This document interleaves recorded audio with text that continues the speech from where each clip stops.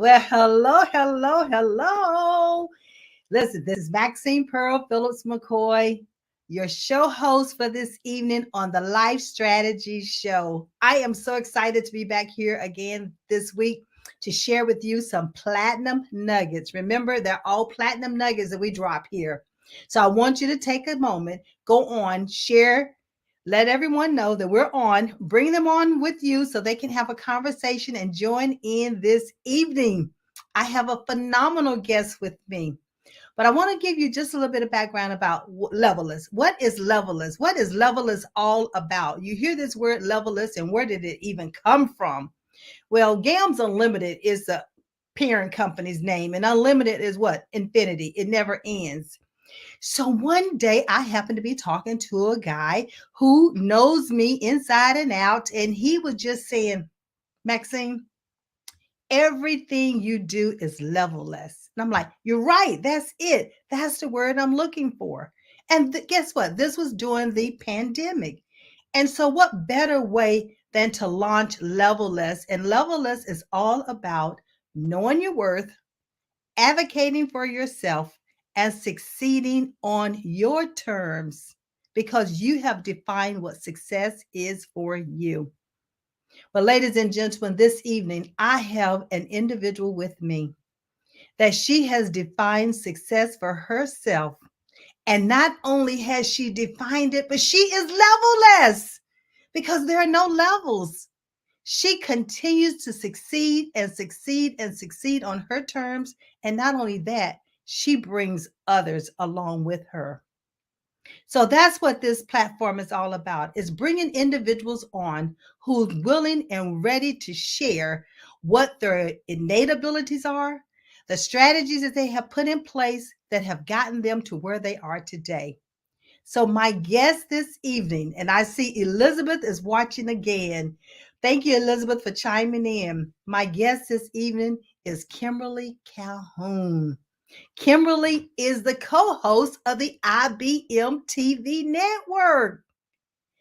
Listen, she is phenomenal. She is a serial, we call it passionpreneur.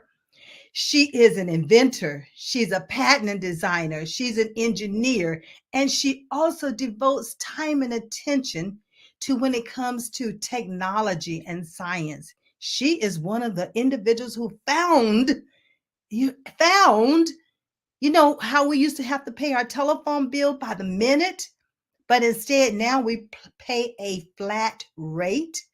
Kimberly is the inventor behind that mindset. So, ladies and gentlemen, please welcome Kimberly Calhoun. Come on down. Come on down. Come on down. Maxine, I want to hug you. I know. Listen, I met you about 5 or 6 years ago, and I feel like I've been stalking you ever since because you made such an impression that night that I met you at a networking event, with City Insight. Wow, yes. Yes. And that's how you really get to meet people, is to get out there and network, right? Yes. Because, who would have thought we would have met then and then re-collaborate here? Love it. And there's a workshop that I do is say make every connection count. And that's exactly what we need to do. And a connection is not just connect with the person, but start building relationships. Find out how you can help that person. But I've been keeping up with you, lady. Let me tell you, I've been watching you and all the things that you've been doing and all the TV shows that you're hosting and all the speaking engagements that you're on as well. So I appreciate you taking a moment to be with me this evening and sharing these platinum nuggets that you're going to share. Well, I'm just honored to be here because actually I'm a big fan of yours. I don't get to watch you very often, but Mark keeps me up to date of what everyone is doing because I do travel a lot and it's hard to watch shows. I'm trying to get our network on the airline so when I'm flying, I can watch us or just get my own airlines next. I understand that. Why stop there, right? If anyone the sky is not the limit. The sky is not the limit.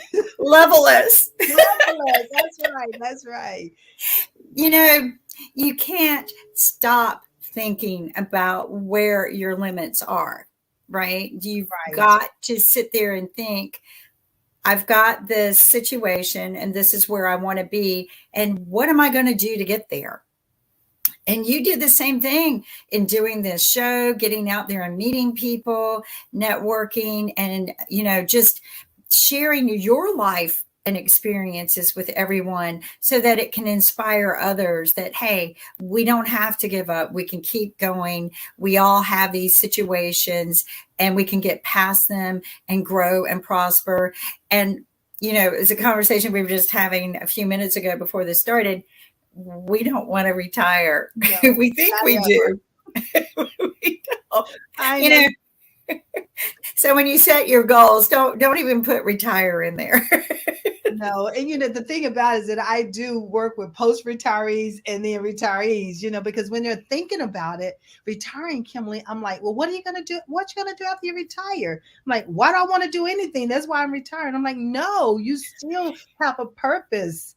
I'm sure you have some passions and I'm sure that you can mentor other people. So I don't even let the individuals that I'm coaching retire either. They just don't realize it. They just keep working and working and working. But they're working in the area that they're passionate about.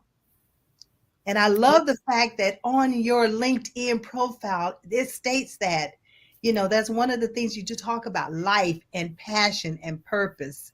I'm like, yeah, that's my lady. That's my lady. That's who that see, those are the kind of people I enjoy following because when you understand who you are from your core and you're passionate about it, wow, you just keep going and going and going. So tell me, or help me to understand, when did you discover that you had this passion for engineering? Oh, I'm going to have to be a little honest here. I loved numbers. I was a bookkeeper through high school, and numbers made sense to me. But truly, I was chasing a boy. I love it. I love it. I love it. He encouraged me to go to college. I didn't think that I had the financial ability, but he, showed me the way. And he was studying engineering. And when I graduated from, we met when I was in high school. And when I graduated from high school, I saw this article in the newspaper about people who graduate from college and their earnings. Ooh, okay. And I was looking at this because, everybody was pushing me to be, accounting because I was doing bookkeeping through high school. And I looked at this really strange number, and it was what they were earning when they got out of college. And accountants, made pretty good money, probably around $40,000 a year. Engineers, $60,000 to $80,000 a year. Now we go to school for the same amount of time, Right. invest the same amount of money. And it was all numbers to me. I used to read his books, right? So I told him, I said, you know what? I'm going to go into engineering. And he encouraged me. He helped me. He helped me go buy my books, register. So I was chasing a boy. It was passion for the boy. Hey, passion was in there, right? But the thing about it, although it was a boy that you were chasing, but look at what you captured. Yes, I know, right? Yeah. But he always encouraged that. I ended up marrying him. So I didn't just I was hoping you were going to get to that part. That's another. When I say capture, look at what you captured. Not only did you capture him and his heart, but look at all the other abilities and accolades and achievements. And we'll talk about in just a moment. That is phenomenal. it's when you're with someone that you are comfortable with, you trust, you have a big passion for them as well. And he encouraged so much in me to go and do these things. He never hindered my ability to go out and just be as much as I can be.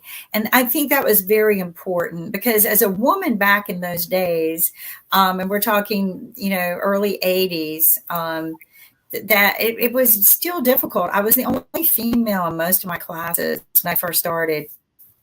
And it was just interesting to see this change, right? the engineering field was actually women were starting to come in and starting to work in this industry. And so it was new to them too, right? It was Right. all new to the men as much as it was to the women. But, I'm glad that I did it. Was it challenging? Yes. Was there a lot of disappointments? Yes. Um, would I have encouraged someone else earlier in my life to do something like that? Sometimes I would say, you know what, go find an easier path because this was really hard. But honestly, I wouldn't change anything. I Everything I did, I either it was a good enough challenge that I could succeed and move forward. A learning experience. Always take the gain. Don't take the negative with you, right? A lot of negative is going to happen. But when you walk away from that situation or whatever it is, walk away with the gain and you'll see a different light. So Love it. Love it. Ladies and gentlemen, did you hear that? That was a platinum nugget. Walk away with the gain. that's Don't right. take negative baggage. Don't bring negative baggage with you. Leave it in, leave it, leave it, leave it. That's the whole purpose of you moving forward. It's called That's right. forward momentum. And that's what, Kimberly is talking about right here. So, Kimberly, I know that you have these patents and you have all of these designs and the things that you put in place in the world, not just here, but in the world. So have a telecommunication background as well. I have over 25, 30 years in telecommunications. I love the fact that you changed the playing field. I love it. A woman changed the playing field in telecommunications. And I'm talking about where we used to be billed for minutes when we talked on the telephone. We used to call it long distance. I think that's the term that we used to use. But you put forth a flat rate. So you changed the playing field. So tell me, how did you even come about that idea? Well, so first off, local wasn't always flat rate either, even though Okay. we thought it was, and it was very expensive, and it was very difficult. And I was not aware of this, but it was very difficult for a lot of people just to get a local phone, and that was very disturbing to me. I had spent many, many years developing and building the telecom equipment. I understand it inside and out, upside down, left and right. There's not much I don't know, and what I don't know, I know who to call. Right. But I was recovering from a very rare surgery in my spine and had to be incapacitated for a while. And my dad liked to challenge me, and he came in and he says, "I bet you can't start a telephone company." Now here I am, I can't even move my arms and legs. And my husband brought home a computer that I controlled with my voice. Um, and I'm laying there and I'm going, really? Really? You're going to throw this at me? Wow. Are you saying this because I'm a woman? So we got to talking about it. And I went and found a story that just disturbed me here in North Carolina in a little town called Yanceyville. And it was the most horrifying tragedy in that town. A family was attacked while the parents left, and the kids, it was, well, I'm not going to go there, but Right. it was sad. And the reason why the perpetrator picked this family was because they could not afford a phone. Ooh. So he knew they couldn't call for help. Well, that was it for me. What do you mean people can't get a phone, right? It just infuriated me. And I realized the rates were very expensive. I looked at my phone bill one day. Here I build these network switches, but I never really paid attention. I just paid the bills and move on. So I've looked at why can't they get a phone? Well, you had to have credit. You had to have, an address. I mean, all of these things. You had to have, 2 months down payment if it was horrible.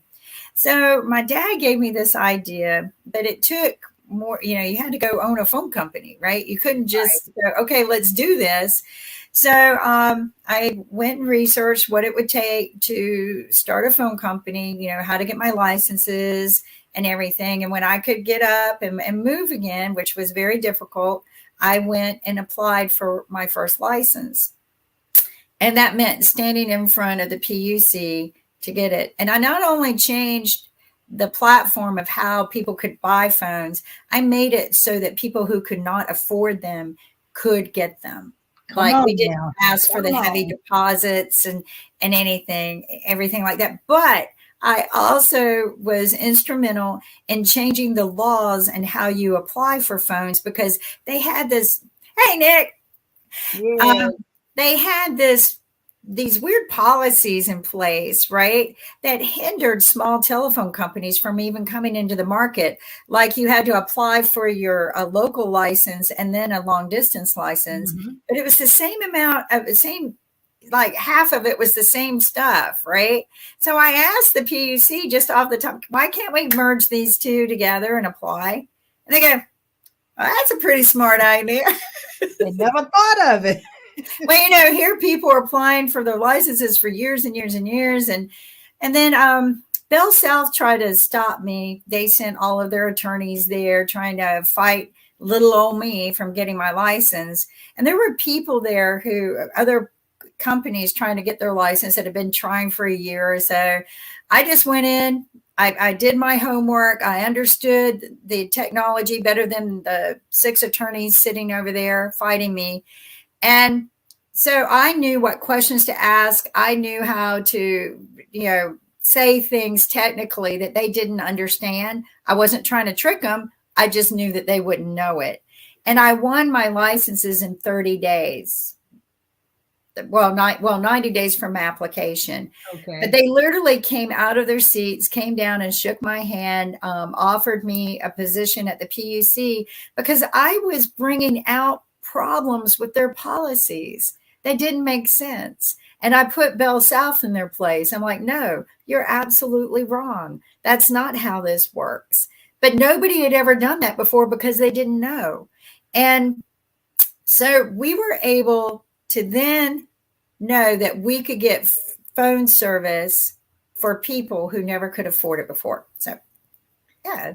Talking about pioneer. That's exactly what you did. And I love the fact that you said you did your research. Bing, bing, platinum nugget. Do your research. Then you say you had to stand in front of the PUC, Public Utility Commission. I think, if I'm not mistaken, that's what that stands for. Yep. And so you had to literally stand in front of them to defend what you were presenting to them. Exactly. Loving it. And then afterwards, they walk and shake your hand, because you brought forth an idea. You brought forth a thought that you had been working on, and you brought forth the confidence in order to lay it before them. Hello, everybody. These are platinum nuggets we're putting before you. So this is what it takes as you're moving forward to deliver. A lot of time they say pitch. You might be pitching your business, and that's basically what you were doing. What were you getting ready to say? Well, what I was going to say is, don't discredit your abilities to do things. They made people believe that they had to have attorneys do all of this for them. Right. But I didn't use an attorney. I did everything myself because I did my homework. I did my research, and I didn't have to rely on an attorney to make sure it got done. And I think that's why some of the small companies were there waiting for a year or two. Where I was able to do it in less than 90-day period. We had our licenses. We were able to run cell phone service. But don't discredit and because of my homework and research, I could, like you said, stand in front of them with confidence and say, this is how it is. And it's amazing. But when you start relying on somebody else to do all of that work for you, right, it's just, they don't have your passion. They don't have this. They can't present it the way you can. So it's better to present yourself. I love it. So what you just shared, Kimberly, is the fact that many of us have ideas that are dropped into our spirit. You happen to be challenged by your father. But there are many times you don't have to be challenged. Things are just brought to you within your spirit. Don't overlook them. Don't ignore them. Write them down. Start doing the research. Look at what does it take in order for you to put certain things in place. Think about what is happening now with COVID. Look at all the entrepreneurs that just, putting forth business ideas and they're working.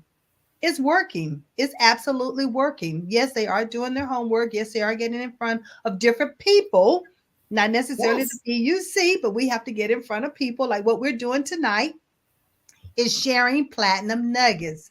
And the whole purpose of this show, and Kimberly, I thank you for, first of all, being the co founder, and Nick, thank you so much, for the fact that you are allowing us to come on and have a part of this platform to share with individuals who are stuck.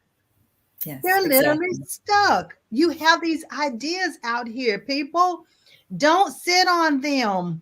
I often hear No, people tell me, Kimberly, I don't have any money. You know what I tell them? You just told me about two ideas that you have. What are you going to do with them? That is your money. That's your gold mine. I had no money when I started the phone company. I had no money. I went from the PUC, I got interconnection agreements with every phone company out there so that I can interconnect with them. And I just started word of mouth and selling via small advertising, whatever I could pull together. But we didn't have the money to do this. But over time, as I built the business, and it was hard. Don't think it wasn't. I mean, I had to get creative on how did we, because now I got this company, I got a commitment, we got orders coming in, but we got to be able to send those orders to the telephone company to interconnect. And this whole world had to be established. And I learned how to do it. Then I trained people how to do it. So I learned everything so that I knew how to, how it was going to have to work, what they were going to have to go through. And then I put together the tools to make their job easier, brought on board some pretty phenomenal people that stood by us. That was another important thing, was the team. My dad was always there, but he's a very brilliant mind. But you've got to have that team. You got to get in there, but don't worry about the money. All Yeah. right. I mean, just get your proof of concept going and slowly start building it. Eventually it comes. When the money started coming before long, I could go and raise money to build bigger and better, right? Yes. And raised about 134 million. So, I mean, but people, I'm going to tell you, just because I raised 134 million doesn't mean I made 134 million. That's almost like gross and then net. Well, this is what I tell people. When you raise money, that money's already spent. All Yes. right. That's not money to go in your pocket and go do whatever you want and pay yourself. That money, you tell somebody, this is the use of funds. This is what we're going to do. This is what we're going to build. And eventually you got to pay them back. Yes. So, I mean, everybody goes, wow, no. Yes. Yes. That's Yes. not how it goes. But it's good to feel and honored to feel that somebody believed in me and my company enough to say, yeah, I'm willing to put that kind of money into you. So, but you got to start small, people. I didn't just, and I put a lot of work. I was like you, Maxine, I'm raising a family, a lot of issues going on, still trying to recover from my surgery and learn how to walk. And I Right. still couldn't use my right arm at the time that I was getting the applications. I still liked the use of my right arm at that time. So it was very challenging just in those aspects alone. But don't make money your only concern. There's nothing more aggravating than when I sit in a Shark Tank or a fun program, and the first words out of the person is all I need is money. Right. Let's try to reword that a little bit, and go from there, because that's not how I raised 134 million. I didn't raise it with that kind of question. In fact, I told the guy, I'm not your kind of investment. I was there for someone else, and I was helping someone else raise money because I knew this, and we weren't really. We had the business plan together for what we wanted to do, but I knew he didn't invest in our kind of stuff. So he goes, Kim, I like what you just pitched here for this guy, and that's great, but I hear you got something. Mm. And I go, Yeah, but his attorney goes, but we don't invest in her kind of business. And I go, he's right. And he goes, well, no, I want to hear it. You got 7 minutes. And I asked one question. I just asked one question, and he couldn't answer it, and I answered it for him. And next thing I know, I have the offer letter. So and the thing is, I didn't have my pitch deck with me, right? But what I did have is I had built it. Actually, I didn't have a pitch deck. Back then, you didn't need one. You just had a business plan. I had a 40-page business plan, which is something nobody does anymore. I knew inside and out what we needed to do, where, any troubles could be, where, I had everything in place, right down to the different manufacturers. I had a backup plan to the backup plan. It was all in 40 pages, and nobody does that anymore. But because I had wrote it, I designed it, I infrastructured it, I was able to do this when he asked questions. I didn't need it in front of me. And so it was amazing that all I did was ask one question. I'm loving it. I'm loving this, right? When you can ask that one question and they cannot answer it, and then you turn around and answer it for them, but not in a way, an authority way, an expert way, but not to shoot them down. Not to shoot them down. It was more of a why not question. Exactly, right? exactly. That's all it was. It was a why not? Why don't you invest in this? And I answered to him why it is the number one industry to him. I answered it for him very simply. And he was so blown away that I was so calm and confident, but I wasn't begging for money. I was not begging for money. What he asked me is how much will it take? And I said, 134 million. Mm-hmm. He didn't bat an eye, but I didn't ask, right? At that point, he was asking me. So there's ways you can do things and pitch things, but I think the problem today is we all watch Shark Tank so much that we're prepared to throw the ask out there before we're prepared to say what the benefit is. And, I think that's the problem with today's industry, right? Is we're not really focused on what we really have and what we're doing. We're in a hurry to do that elevator pitch, which I hate. Don't throw an elevator pitch at me, please. Don't. Yeah. I know that's not who I am. I know they tell me all the time, because I say, well, I'm not a salesperson. They say, well, Maxine, but you're an entrepreneur. As an entrepreneur, you need to be a salesperson. I say, well, I'm not that direct salesperson. I am more about what can I do to help you to get where you're going. And in the meantime, if you want to know what my fees are, here are my fees. There you go. Right. But it's not about, well, here are my fees. No, it's about that conversation, right? Yeah. And how can I help you? I was an engineer for a long time and helped build I was one of the lead engineers and helped build the first North Carolina Information Network highway. So it was the first broadband network in the United States. After that, I went into sales because I thought that's where the money is, right? Right. I really wasn't happy there. I was a sales engineer, but I was over 12 states, and then I had government contracts and stuff like this. But I learned a lot in sales, right? And I learned a lot of how to work with the client at a different level.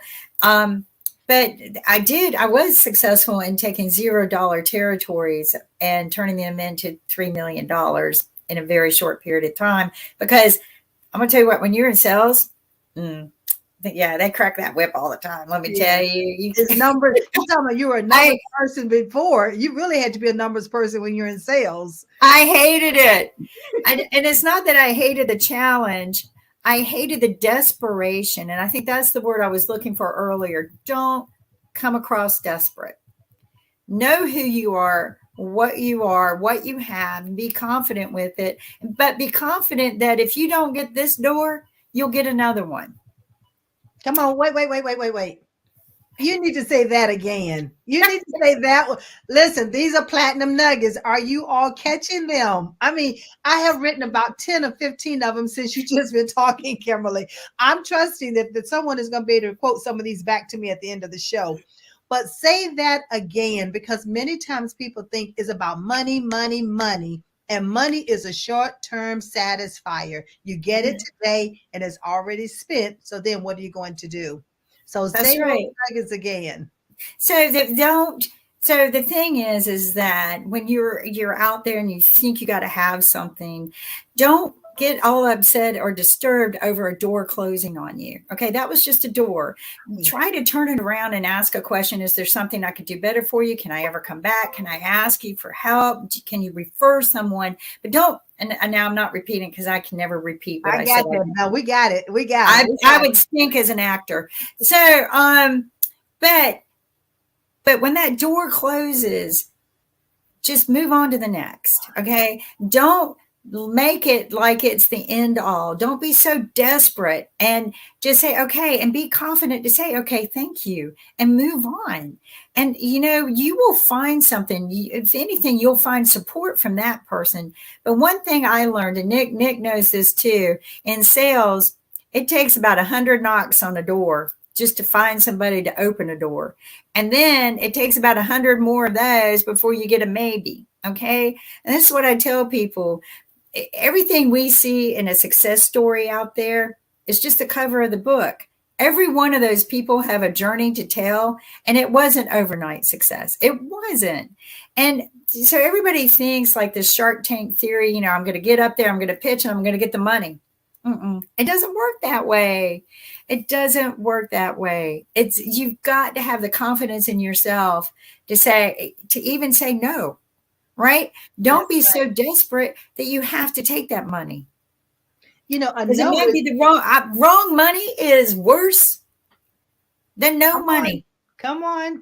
Wrong money is worse than no money because they can put you into a spot that you can't get out of, and you lose everything you worked hard for. And not only that, it can damage your character. It can damage your brand. You think that is a client for you, but when you start really diving deep into it, it's like, I just made a mistake. And how are you going to overcome? How are you going to remove yourself from that mistake that you just made? Where if you accept the no, that no is really not yet. Because it's someone else on the other side that's waiting on you, that they need your service, and it's a perfect fit. So and don't be so desperate to land a sale that you'll do anything for it either. Like that might cost you more money than the sale was worth. I mean, there's nothing worse than having a client that really wasn't your fit to begin with. So don't be afraid to say, you know what? Especially if you're in a sales situation, I just don't think I could really offer you what you need. Do you know, because I could say that to some very high paying clients, they always knocked on my door first. That's serious. That's what you want. You want people to look for you, opposed to you looking for clients. Clients should be looking for you. Kimberly, you said something earlier. You said word of mouth. That is your best advertisement. It is. Word of mouth. Once you show someone who you are, what you do, and what you're capable of doing, and you're a person of your word with quality. Notice I said that with quality, because some people can be a person of their word, but then they do something. So always have a standard of excellence about whatever it is that you've chosen to do, and keep your word, because your brand is you and you are your brand. So it all goes together. You cannot separate the two. I am loving this. Word of mouth. I want to kind of weigh a little bit on that, because what you say is very important, right? Keep your word as well. But when you do, and people see that, our return on investment for our advertising, because we would send out small ads at a time, were bigger than what we ever imagined. We were getting back more than 100% return. Yeah. And the reason was because of word of mouth. Everybody would get the flyer and share it. And we would give rewards for that. So we would reward people but we were probably the only phone company, because I had a very strong policy of good customer service, and I gave a threshold to them to quickly resolve problems. And not having to worry about some of the things that other companies have, like long distance rates and billables. And we didn't ever have to fight those battles, right? Our billing was easy and everything. But Our customer service department would get thank you cards from our clients. Can you have you ever sent a thank you card to your telephone company? No, not in, I'm sitting here. You saw my mouth drop, right? And I told you I was with the telephone company, but I started out in directory assistance. Oh goodness. 411. So you already know 411. I know 411 very well. what that was like. But that is awesome that they wrote you thank yous. That's beautiful. Our customer service department, I loved opening them because I tried to be wherever our customer service department was as often as possible. And, but I would open up the mail, and those thank you cards would just melt my heart because I'm like, I would never send one to my phone company. So, it was just felt good to know that we were helping people. But our customer service department would go above and beyond, and it didn't cost us anything extra. What it did was gain us more customers, because next thing I know, I would be, seeing, hey, so and so referred me on our form, right? Uh-huh. And we would get all of these, Julia, whatever, referred me. She said, you guys are great. We worked with them. We didn't just cut them off. I had a rule of not cutting a client off to work with them. And, we were small. We could do that, right? You were in control. You controlled it. And so you control what I call the customer culture, customer focus, customer oriented. I have a That's right. workshop that's called 5-star customer service imperatives that I take into organizations, and I help them do exactly what you're talking about that you all did. I'm absolutely loving it. You saw my face light up, right? I know. You're like, Yes, yes, yes, yes. This is what customer service is all about. And I mean, yeah, it'd be nice for me to come in and work with your organization, but it's just common courtesy. it is. It is, do unto others. That was the rule I had. Just treat everyone the way you want to be treated. And, I tried to, we were small, so we didn't make a lot of money. The whole idea was to be able to employ as many people as we could locally. And but the idea was to make everyone happy at work, right? Yeah. And if I would find somebody not happy at work, I would try to figure it out. And I would never fire anybody over those kind of issues. The idea was, if they're happy, then your customers are happy, and then the money's coming in, and then they're happy again, right? So you got this little cycle. As a leader, you got to make sure you got to conduct all of this. But it was all about being positive. But I always told everyone, we all have bad days. So sometimes you're going to get somebody calling in here, they're not going to be happy. Just remember, sometimes you have a bad day too. But I'm never going to be angry if it didn't work out. Route it up to me at the end of the day. Route it up to me. I'll deal with it. And but what we learned by setting thresholds of what our customer service department can handle, right? Like, I would say, you got a $25 threshold with this kind of problem. Right. Don't argue. Don't do this. Don't do that. Just solve it. And move on, because that's money. Time is money. But what I find today is so disappointing is you don't see good customer service anymore. Anywhere. I called somewhere, had an appliance for 3 years. It completely died. An appliance for 3 years, a bit major appliance. Right. And I called the guy, and he goes, well, what do you expect? It's 3 years old. And I'm like, I got a refrigerator in my garage that's 40 years old, still making ice and kicking it. I expect it to be working.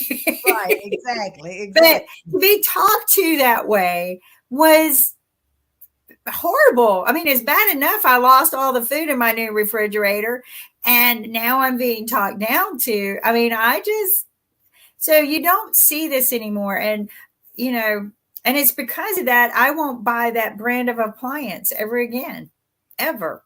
And so what you just shared, you shared how how companies can damage their brand, through that customer service, through not paying attention to your customer. When I say customer focused, that's what I'm talking about. They must pay attention to what the customer is asking for, what the customer's expectations are, because after all, the customers are the ones who buy your services, your That's right. appliances, your products, your books, whatever it is, your customers are the ones that's going to have to purchase them. And you talked about knowing how to take, or no, I love the fact that what you said, you empowered your employees. Mhm. You gave them thresholds in which they can work That's within, right. opposed to having to come to you every time and say, "Can I do this?" Or this customer's complaining about this, so that's that. So what I'm hearing you say, put processes in place, put systems in place, empower your employees to make those decisions. So when they encounter these first level or second level complaints, they're able to resolve them right on the spot. Well, Maxine, think about how much money you waste when your customer service is sitting there arguing with someone, or you just lost the deal, or just think about all of those things and how Wow. stressless it will be if you just. But what I find is a lot of owners, a lot of CEOs, they don't even know their processes. None of them have ever even called their own customer service department to see what it takes to get in and have a problem and get it fixed. There's no way they have, because Right. if they did, it would be improved. So Right. I would do that. I'm not testing my own employees, but I would just test the The system. How system. easy is it for my employees to use to begin with, right? I even took and rebuilt a complete customer service CSR system from ground up, just so it was easier for them to work with, and it integrated with our billing department, and we didn't have to do a lot of work. So not reducing employees, but just making life easier. And that nobody does this anymore. Everybody just thinks about the dollar, the end dollar, the sale, and it's got to change eventually, I would hope.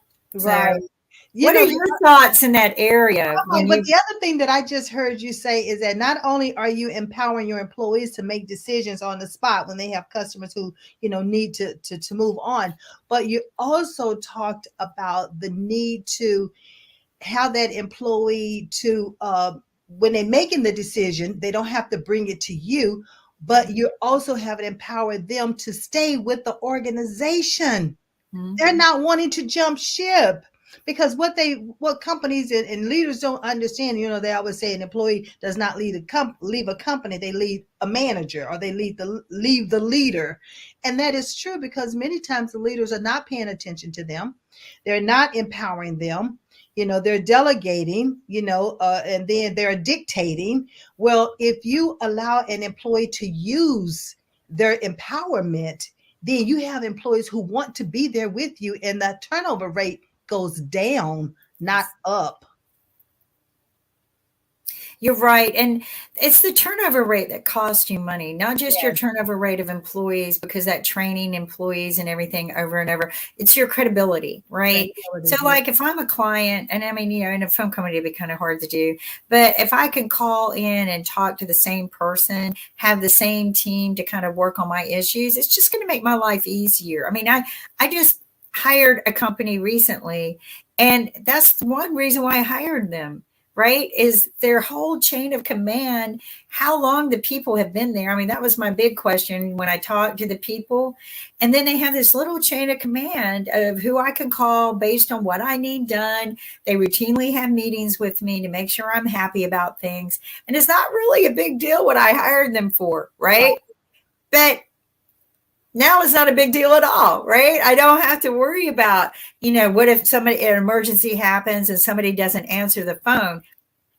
They always answer the phone. It wasn't about answering the phone for the sale. It was about answering the phone when I need them. Right. And that's some of the things that I don't see happening today, because again, they consider that money out, not money back in. I And know, I know. When I take my car to the dealership, yep. I ask who's going to be working on my car. And I want the same person working on my car each time I bring it in. So I want to know, are they available to work on the car? And they always look at me and I'm like, the reason why I want the same person is because that person gets to know my car. That's And right. if I bring it in and I might miss mentioning something, but because they know my car, they're going to recognize something is not right, even when they drive it or they're looking for things, So you're so right about having that chain of command and being able to talk to the same person, and that person gets to know you. And guess what, Kimberly? They're building a relationship. Exactly. And they know what makes me happy, what doesn't make me happy. Um, they're able to build on my situation. When there's an emergency, they'll catch the red flag. And I love how you mentioned that you like the same mechanic, because I hired the same mechanic, not within the car dealership, but outside, and had the same mechanic for years until he retired. And I'm heartbroken, but he knew everything about my car, including one day he said, "It's possessed. It has a ghost. You have to get rid of it." It's time to get rid of it. Time to get rid of it. Because he knew how much I loved it. But he goes, working, yeah, but you can take his advice because he's been working on it so long. He knows forever. as well as you do. So when he throws in the towel, I know it's time to get a new car. Not because the dealership is, I trusted him, and he took care of not just all my cars, but if my sister needed her car fixed, she would. So the family always brought their cars in too. So I kind of miss that. I haven't had a good mechanic in a very long time, but they're hard to find. And when you do, it's like you said, when you find that one that you like to go to, they can also help you save money too, right? Like they're not just going to be troubleshooting 100 different things, and then come to you and say this, and they already know. They know what they've replaced in that car, even if there's records there. They know if they dropped a screw somewhere and lost. I mean, it's just stupid little things like that. So that is so true. So as I hear you talk, Kimberly, you remind me of a book that I read. It's called Breaking All the Rules, What Great Managers Do Best. Oh my, you love it too? You love it too? No, I haven't read it yet, but it's funny you would say that. Oh my goodness, 'cause you're breaking all the rules. And I love it. I love it because that's what great managers do. That's what great leaders do. You look for opportunities to be able to empower your people, to move your people, to promote your people, and I'm hearing you talk about the consistency. I am loving it. And, that's what I tell managers when I'm doing the coaching of executives and everything, is about it's okay to break the rules. Because, look, think about the school system. When they acknowledge the teacher of the year, it never fails. The teacher of the year broke all the rules. I know. But they broke the rules in order to help the children learn and do better. And that's what great leaders do as well. It is your vision, don't get me wrong, but it's going to take your employees to move that vision forward in your organization. You can't do it alone. You can't do it by yourself. So what are your thoughts with that? I'm going to read the book because this is the second time I've heard this book this week. So I'm going to write this down and get this book. But it's funny you say that because I don't follow the rules very well. I'm not employable either. I am very unemployable. Once your mind has been bent, it's hard to pull it back. And I'm not the one who said this. Oliver Wendell Holmes. Okay. So, but once the mind has been expanded as far as it can go, you just can't pull it back. So, but you're going to have to break the rules. But hear me out on this. And, you know this working in the telecom industry, being around the technology, being around science and technology, man defines certain things, right, when they discover it. Right. But that's what science and everything is all about. There are no boundaries. Redefine it. It's always going to have to be redefined. And I always say this in any speech, if I'm giving to, especially the young people, don't be afraid or be held down by the rules. And, teachers hate me for it because they want to work within those boundaries. Right. That makes their job easier. But you're right. It's those people who just say, you know what? There's got to be a better way. There's got to be another way. And they just break the rule and do it. And if it weren't for those people, think of the things we would not have. We would still have a flat earth. That's okay. Right. That's right. This is my example. If If Christopher Columbus didn't, if he listened to everybody, we would have never found that we have a round Earth. But you've got to explore. You've got to go beyond, and you've got to say, why not? Right? Exactly. And why not me? And why not me? Why Thank not you. I love it. Why not me? Right. Yes. Yes, I used to ask that question all the time when my mother used to say, "Well, no, you can't do that." And I'm like, "Well, why not? Why can I not do it? It's being done, so why can't I not do it or make it better?" So I know there was a company called BASF, I think it was, and they say BASF did not create this; they made it better. That's So right. sometimes you don't have to be the founding person of it, but you take the concept and you just keep it moving forward. And that's what Levelist is all about, Kimberly. It's about removing the levels because the sky is not the limit. Whenever you say levelless, I also think weightless, right? Get rid of all that weight around you. Levelless. There is no boundaries. No boundaries. You just keep going, keep expanding, keep growing.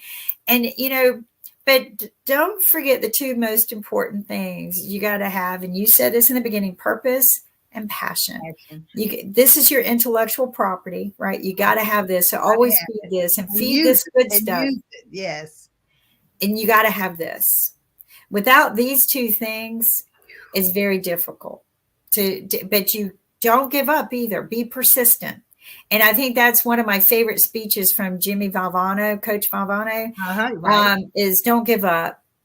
Don't ever give up. Because all too often we just throw in the towel and but it's the persistence, right? So purpose, passion, persistence, all of this leads to prosperity and security.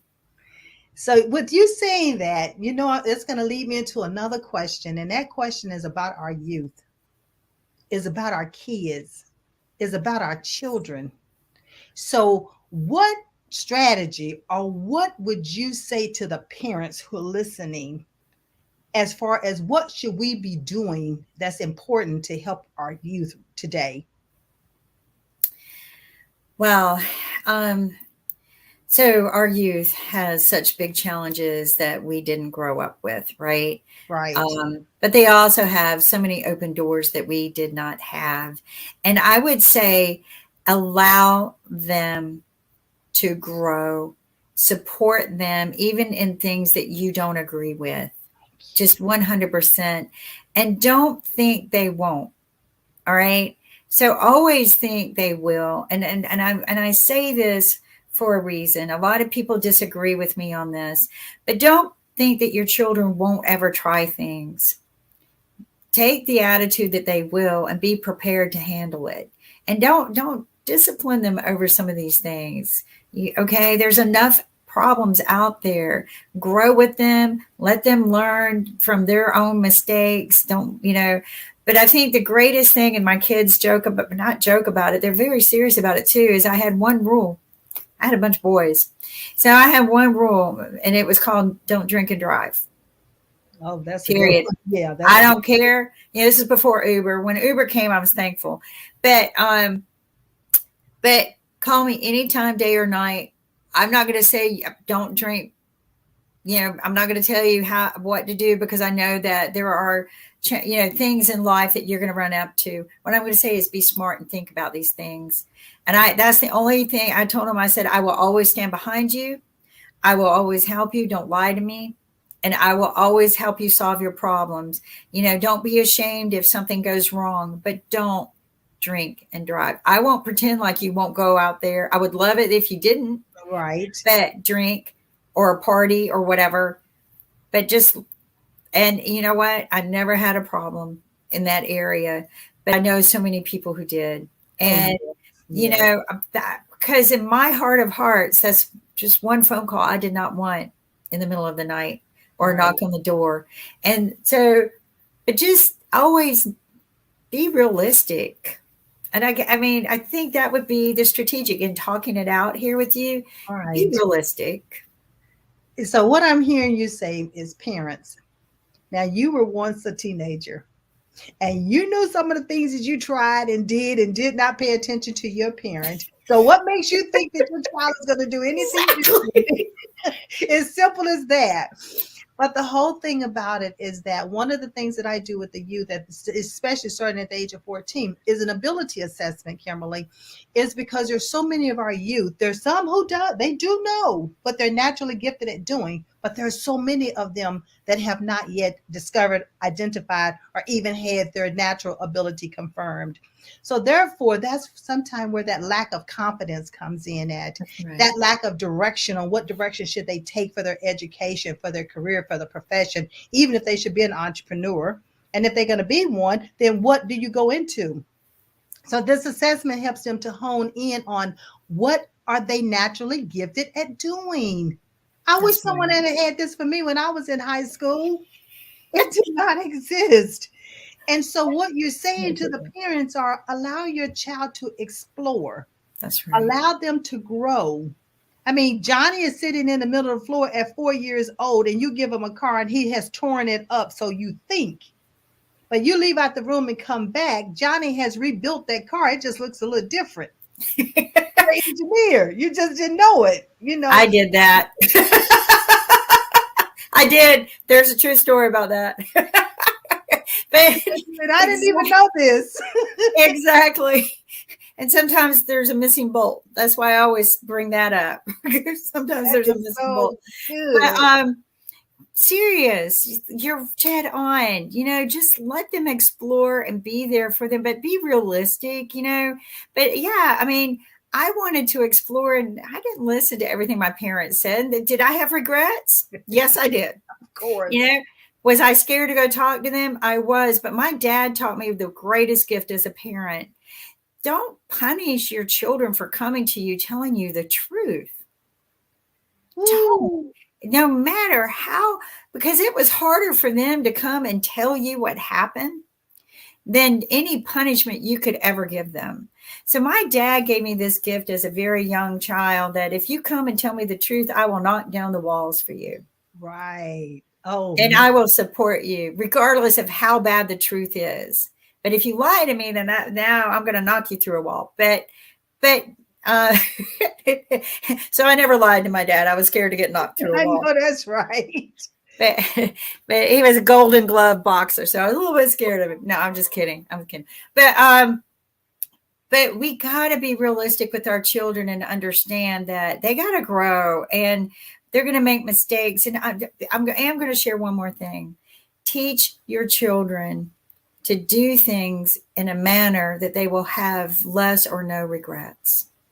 Love it. Because the kids carry around so much weight and so much fear today, and there's so much hate out there.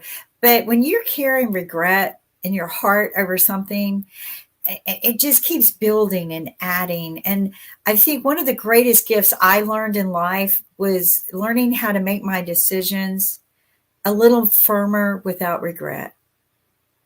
And you talked about if a parent will allow the child to do it. So I'm going to challenge the parent for the parent to do it as well. Because we can't just, teach our children to do one thing. We have to practice what we teach. That's right. So that's so critical that we practice what we teach. So Kimberly, you have brought forth some phenomenal platinum nuggets. I can't wait. Listen, my viewing audience, you need to key in the comment and let me know what platinum nugget are you going to take away and start doing differently that you can apply this tonight or first thing tomorrow, because I'm a transformational type, speaker, because it's about how can you transform yourself and to become better and better and better at what it is that you're doing. So Kimberly, all right, as we start winding down, help me to understand how can one get in touch with you? How would you like for them to continue to connect with you? Because me, I'm a stalker because I'm gonna go out. You. Also, continue watching our shows. We're going to be migrating to Roku here real soon. Our network is podtv.tv. You're going to see we're going to be converting everything over. But reach out to Maxine. Reach out to Mark Lee. He's another way to get in contact with me. Once our website's up, our new website and everything, and you see us on Roku, but watch us. I always answer whatever questions come in on any of the TV shows that I'm on. I have no problems answering the questions. So if you're watching us, that is an open door invitation to ask us questions. I mean, I don't, seriously, I'm very easy to work with. I agree 100%. And Maxine, I love how you say golden nugget.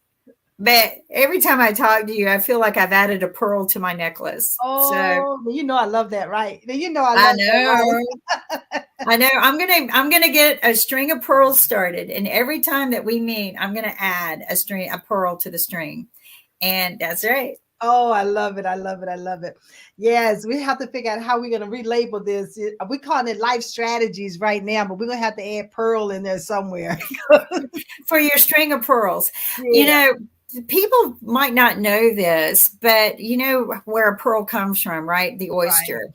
And they make the oyster when sand irritates it, right? Yes, right. So life is irritating. Mm-hmm. And you need those strategies to get through it. But just like the oyster, we can always make pearls. Oh, yes. Oh, yes, yes, yes. You know? I was asked the other day, say, what one word would describe you? And I said tenacity. Because I look at a pearl as that. You have to endure what life is throwing you. And you're right. You get that one piece of sand that's got you moving and cultivating and transforming to become who you've been created to be. And that's that jewel. And so, Kimberly, that's how I view you this evening, that jewel that you are. The gift that you've given to the world, the platinum, the inventors, the telephone, the flat rate opposed to minutes. You brought so much technology to this world. And I want to say thank you on behalf of the whole world, because many times people don't get a chance to tell other people how much we appreciate them for bringing these things forth. So if nothing else, I sense that we leave with the viewing audience. You've been given a gift. You've been given abilities.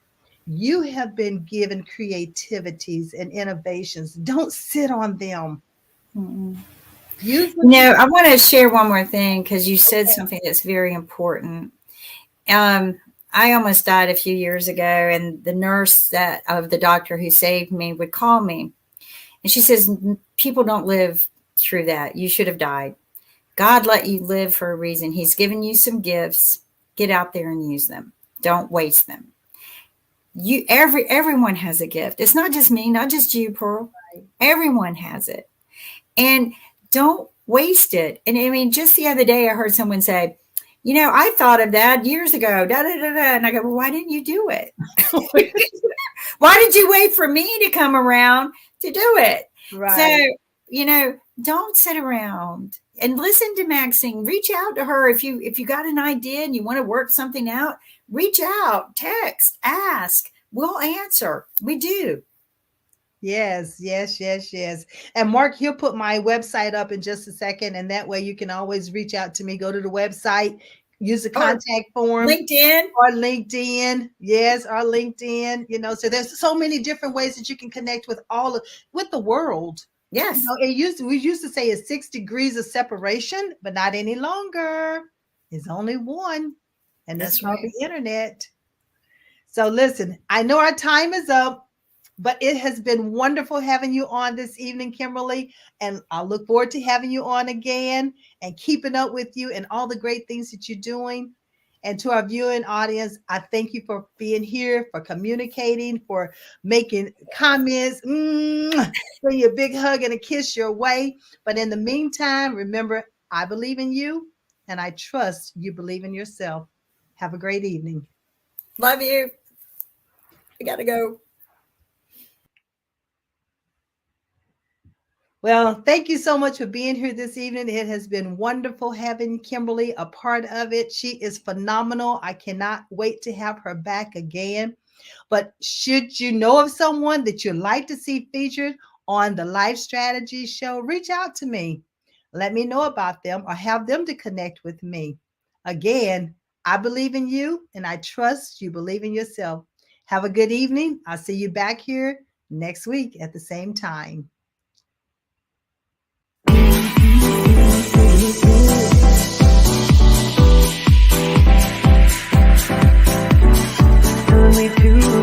taking a chance.